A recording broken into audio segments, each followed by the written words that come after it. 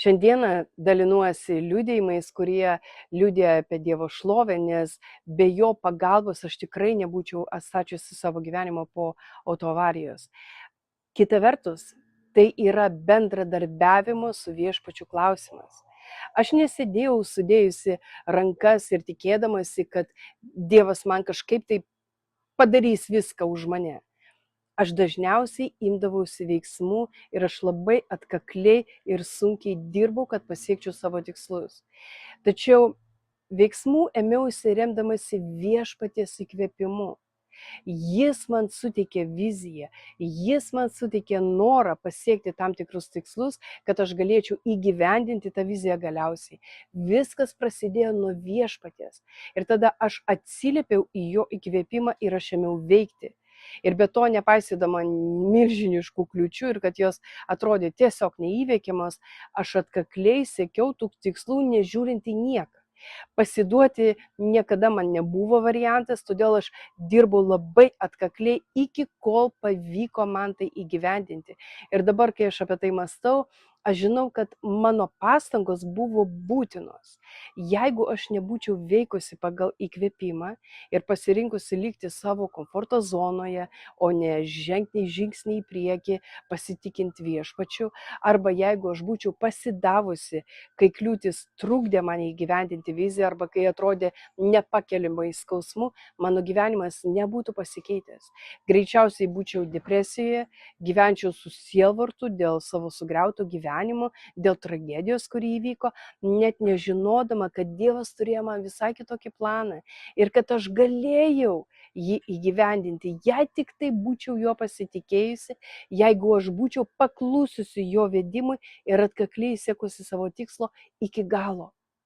Ir šiandien skaitydama Dievo žodį ir tikrindama jo reikšmę originalų kalba, radau kažką labai įdomaus, kuo aš noriu su jumis pasidalinti. Apaštalo Jokūbo laiške, 2 skyrelėje 20 eilutėje, mes skaitome: Ar nori žinoti neišmintingą žmogau, kad tikėjimas be darbų nevaisingas?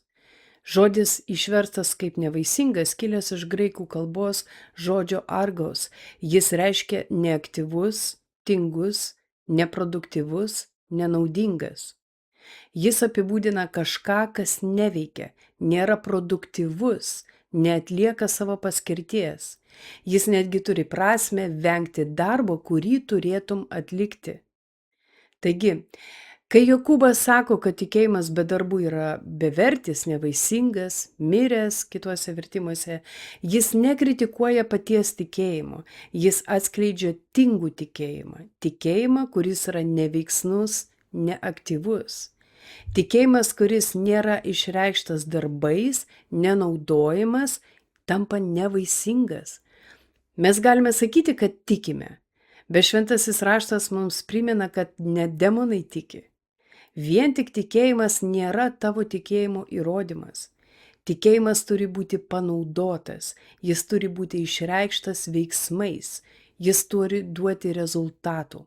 Tai kaip turėti rankoje 1000 eurų čekį. Vertė yra, bet kol čekio neišgryninsite, kol jo nepanaudosite, jis jums nieko neduos, jis lieka potencialų, bet ne realybė. Jokūbo 2 skyriuje 22 eilutėje rašoma: Matai, tikėjimas veikia kartu su jo darbais ir darbai tikėjimą padarė tobulą.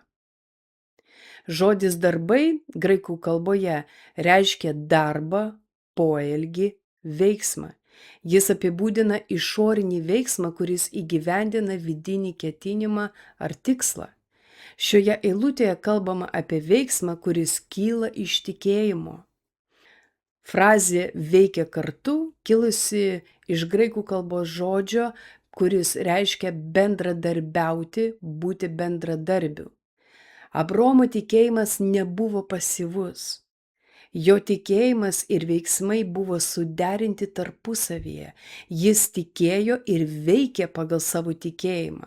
Abraomo tikėjimas bendradarbiavo su jo veiksmais. Tikėjimas paskatino Abraomą veikti, o jo paklusnumas Dievui savo veiksmais parodė jo tikėjimą ir atnešė vaisių. Jokūbo 2 skyriuje 22 eilutėje tęsiama: Matai, tikėjimas veikia kartu su jo darbais ir darbai tikėjimą padarė tobulą. Žodis tobulą graikų kalboje reiškia užbaigti, pasiekti galutinį etapą. Tai yra atlikti visą procesą, visus etapus, kad būtų pasiektas galutinis etapas, galutinė išvada, galutinis rezultatas. Šaknistel reiškia pasiekti pabaigą, tikslą. Tai gerai iliustruoja senas piratų teleskopas, kuris išsiskleidžia po vieną etapą, kuris ištempiamas, kad veiktų visų pajėgumu.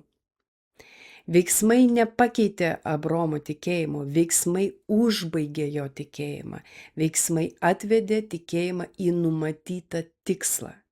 Dievas suteikė mums tikėjimą tam tikram tikslui, kad tikėjimas duotų vaisių ir būtų užbaigtas, tai yra tobulas. Mes turime veikti tikėjimo įkvėpti ir paskatinti, kaip Abraomo tikėjimas veikia kartu su jo darbais ir jo darbai padarė tikėjimą tobulą. Tik tada tikėjimas bus vaisingas, taps tobulas, įgyvendinęs savo tikslą ir atneš šlovę Dievui. Jei aš nebūčiau ėmusis veiksmų, kai buvau tikėjimo įkvėpta, šiandien nebūtų tų nuostabių liudijimų ir tikėjimas, kurį turėjau, būtų likęs bevaisis. Kai mūsų tikėjimas seks atitinkami veiksmai, tada tikėjimas bus vaisingas, įgyvendinęs savo tikslą ir atnešęs šlovę Dievui. Tikėjimas savaime neduoda vaisių, jei lieka neveiklus. Jis turi veikti, jis turi bendradarbiauti su mūsų veiksmais. Kai tikėjimas išreiškia save veiksmais, mūsų darbais, jis tampa vaisingas, pasiekia savo tikslą. Šiame kontekste veiksmai nėra savarankiški religiniai darbai, religiniai ritualai, kažkokie veiksmai religiniai. Tai veiksmai įkvėpti tikėjimo. Tikėjimas visada ateina pirmas, jis visada pirmoje vietoje, o veiksmai vėliau ateina, kurie yra pagrįsti tuo tikėjimu, duoda matomų vaisių.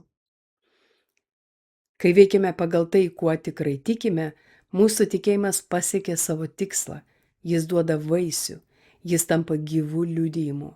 Ir tik gyvas, aktyvus tikėjimas atneša šlovę Dievui ir liudija, kad tai, kuo tikime, nėra tik žodžiai, bet gyvenimas.